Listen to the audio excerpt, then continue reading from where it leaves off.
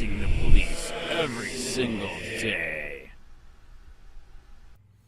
Hey, Sheriff County, this is Sheriff County COPWATCH, and I had to do a comment on this video before I play it. After years of ruining people's lives for a victimless crime, for a plant that has never killed anybody, the only people that have been killed by pot are cops.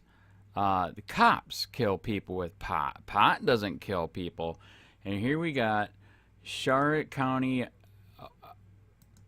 We got Mike Scott from Lee County Sheriff, who has busted and ruined the lives of hundreds of people from Lee County and their family lives for freaking a weed, and is now coming out saying we just need to legalize it. What the fuck? I'm disgusted. We did this fucking war on drugs. If you look up the history, after alcohol was done, we had all these people that used to fight alcohol prohibition, so we had to switch it to something new, so we switched it to pot and blamed it, and we said we had to do it because if blacks smoke it, they're gonna rape your white women, and illegal Mexicans do it, so we have to do it for that too. All fucking bullshit. Control. Stop the war on drugs. It is a war on you, and this pisses me off. This motherfucker ruined hundreds of lives, and now he comes out for it.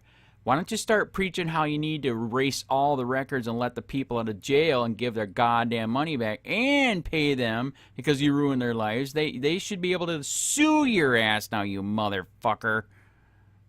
I would rather have someone right now smoking a joint, or having loose leaf in a pipe, or doing something with marijuana that was regulated, content controlled, okay? Not something that's been in some drug dealer's shoe all day long, okay? Not something that's in the musty hull of a boat coming over from who knows where, or in the rusty trunk of a car that's leaking or whatever, and quick, we're going to buy this, but you don't just, I mean, and again, I'm not looking for a show of hands, but I know from personal experience the level of experience that we probably have among us. You simply don't know what you're getting, and that worries me. I would rather have controlled content. I would think that the black market would go away. Again, I mean, I don't know of anybody right now that drives into a dark neighborhood around the street on a dark corner and says, hey, quick, man, I need a six-pack. You six-pack. The cops are around it. Quick, and you just don't buy your alcohol that way. The black market for alcohol basically is non-existent. And I believe that to some extent the black market on marijuana would not become non-existent. That's a big word, but it would be crippled in a hurry. I believe most people would rather go to the store, just like they buy cigarettes and just like they buy their beer and wine, and buy their marijuana in the same fashion, controlled content. But that's my thought.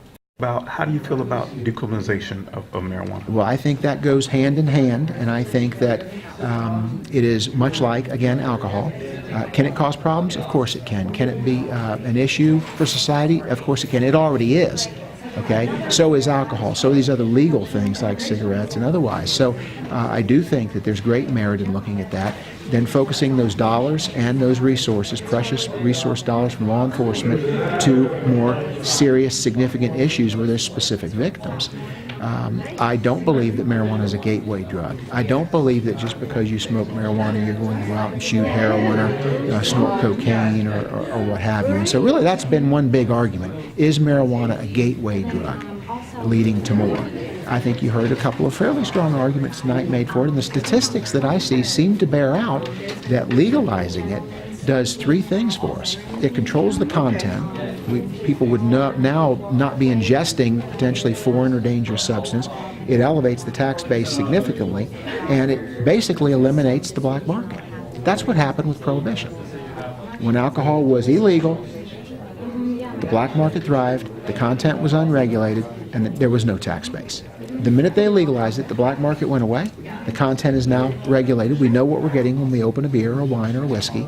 and the tax base is off the charts. Well, I think there's absolutely merit to look toward in terms of it may help some folks. I don't think it's a cure-all necessarily. I'm not a doctor, I'm not a scientist. However, it seems pretty irrefutable that it can stimulate appetite, that it can perhaps curb nausea, perhaps curb seizures, things of those natures. So I implore our medical professionals and our scientists in this country, look, we're pumping people with every type of toxic chemical known to mankind, particularly cancer patients.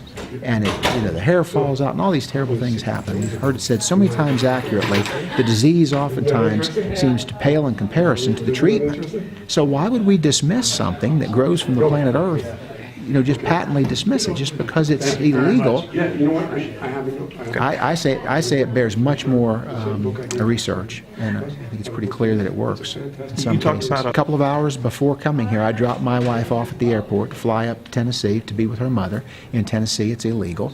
Our mother is terminal with cancer.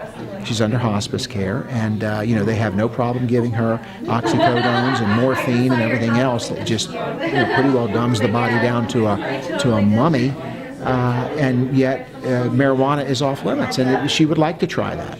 She'd like to try maybe a cookie or a gummy or some form of something that might help with some of the pain, some of the nausea, some of the issues. But again, it's illegal. So again, I liken it so much to prohibition. Alcohol used to be illegal, and now society floats on alcohol. So what kind of sense really does any of this make? Uphold my peers because frankly I don't make laws, and neither do my colleagues in law enforcement. We enforce the law, we don't make laws. So if we were to take a poll among law enforcement colleagues, what that would result in, I don't know. I suspect that there are some that absolutely positively think it should remain illegal, and it's not even on the table for debate. I suspect that the majority probably follow the pattern we see. Law enforcement is a subset of society. And society, time and time again, has been voting north of 60% in favor of marijuana. I have to suspect that the appetite, perhaps pun intended, for law enforcement would be similar to what society tracks, around us. Actually, when I looked at the rate that medical marijuana was accepted by Floridians, when I saw that 71%, that's when I went, wow, I never expected to see that in Florida. And I was sitting on line 9 and just picked up the phone and called my department chair and said, can we do a class on pot? And yeah, and that went from there. And then Dr. Rosenthal called me the next day because she'd been thinking about the same thing. So I get credit for the idea, but we were both thinking about the same thing at the same time. The class, our main goal is for education for everyone. We're going to look at all aspects of this, and my goal is to have the best educated voters in Florida. So when we get to this issue, pro or con, I want them to know why they think that, and to know as much as they can about this issue, because as I said, it's hitting us all. There's no way to turn. We're not going to have to deal with this. Police use who may want to retaliate against him physically. Hey Charlotte County, this is Charlotte County COPWATCH, and I just wanted you to know that I am using this stuff under fair use. And also remember to like and subscribe this channel. Also too, keep in mind I do not make any money on YouTube. This is 5 hours work a day, fighting for freedom. And you can donate with PayPal and Patreon. I just want you to think about this. If everybody gives to PayPal and Patreon, Patreon is every month. Actually, PayPal you can do every month. I have 12,000 subscribers. If everybody gives, I can quit my regular job and go full-time investigations on Charlotte County and possibly even more and beyond. So just keep that in mind. If everybody helps out, I can go full-time doing this.